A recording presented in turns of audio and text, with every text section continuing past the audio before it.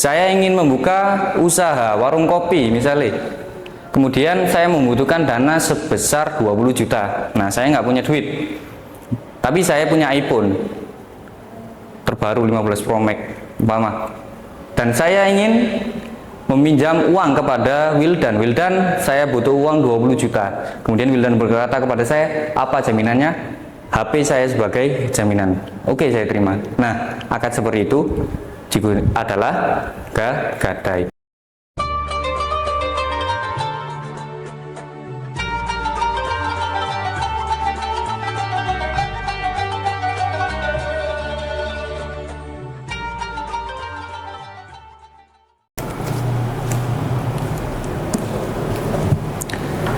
Assalamualaikum warahmatullahi wabarakatuh. Waalaikumsalam warahmatullahi wabarakatuh. Julusan. Bismillahirrahmanirrahim.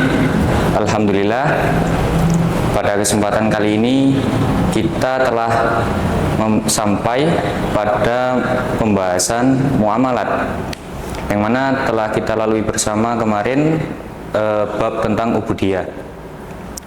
Perlu diketahui bahwasanya ulama fikih itu membagi kelompok dalam ilmu fikih, dalam kitab fikih menjadi 4 kelompok. Pertama, pembahasan tentang ibadah dinomorsatukan. Kenapa? Karena urusannya itu antara seorang hamba dengan Tuhannya. Bagaimana cara penyembahan dengan benar, maka itu dituntun oleh agama supaya praktek ibadah menjadi benar. Kemudian disusul dengan nomor 2, yaitu muamalat. Kenapa muamalat ditaruh nomor 2? Ya, karena setelah seorang itu melakukan ibadah kepada Tuhannya, pasti manusia butuh berinteraksi dengan manusia yang lain. Karena manusia adalah makhluk sosial yang butuh pada yang lain, maka tidak menutup kemungkinan akan ada kegiatan di luar sana. Nah, hadirnya fikih bab muamalat ini untuk memberikan batasan-batasan mana atau tata cara yang seperti apa supaya bermuamalat, bersosialnya menjadi benar. Kemudian kelompok yang ketiga adalah munakahat. Kalian tidak perlu terlalu dalam karena usia kalian masih dini ya, jangan terlalu mikir itu, sudah. Terus ada yang nomor 4 adalah kodoya atau tuntutan tentang kriminalitas hukuman ya. Pada kesempatan kali ini kita akan memasuki bab muamalat ya, pasal tentang rohn, gadai.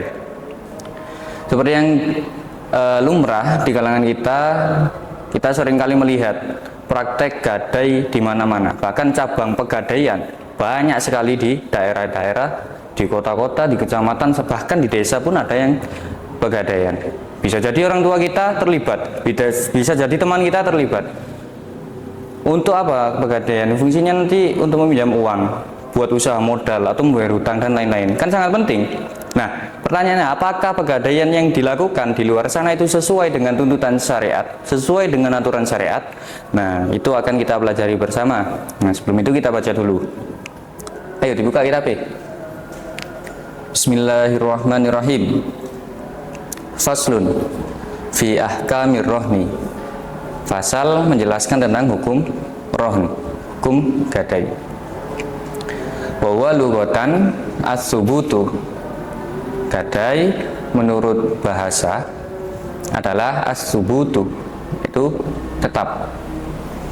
Wa syar'an, adapun gadai menurut istilah syariat akan saya terangkan di papan tulis. Saya tulis dulu supaya kalian paham. Apa tadi?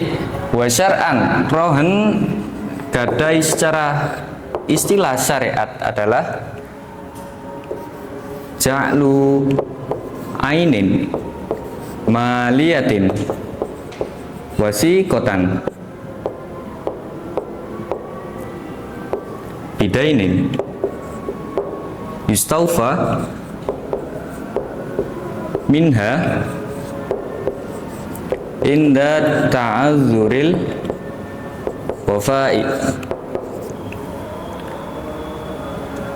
Gadai menurut istilah syariat adalah ja'lu ainin wasiqatan, menjadikan suatu barang berharga, menjadikan suatu barang yang berharga sebagai jaminan.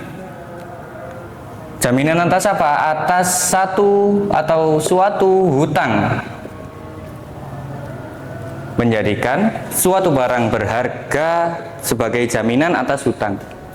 Apa fungsi dari maliyah ini? Apa fungsi dari benda berharga ini? Yaitu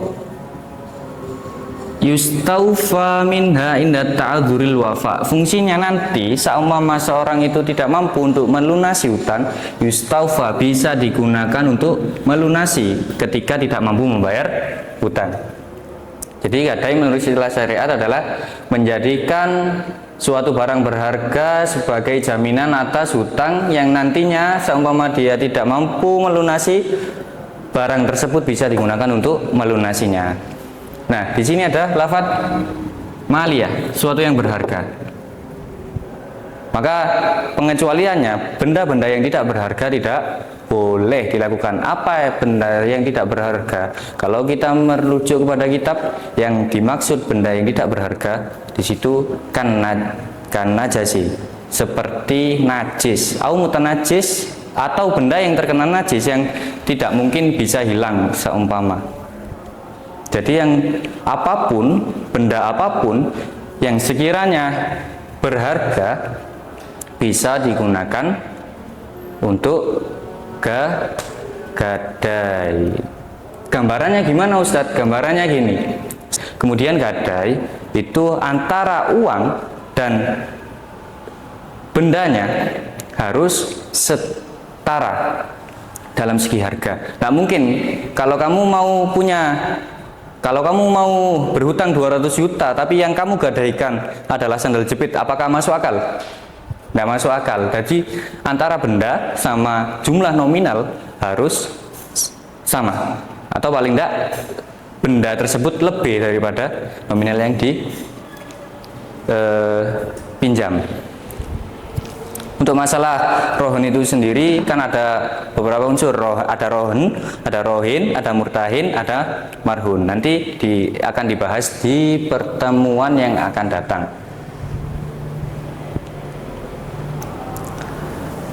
Kalau seumpama kita lihat bersama, ada banyak sekali ya orang yang memanfaatkan barang gadai. Itu hukumnya gimana? Nah, hukumnya dilihat kalau seandainya dia sudah mendapatkan izin dan tidak ada persyaratan di dalam akad, maka dibolehkan.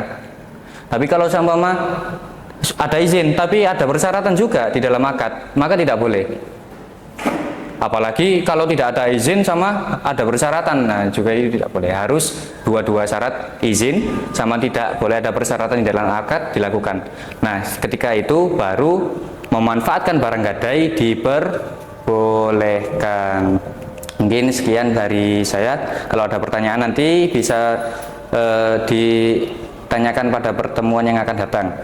Kurang lebihnya mohon maaf. Wallahu a'lam bishawab. Assalamualaikum warahmatullahi wabarakatuh. Waalaikumsalam warahmatullahi wabarakatuh.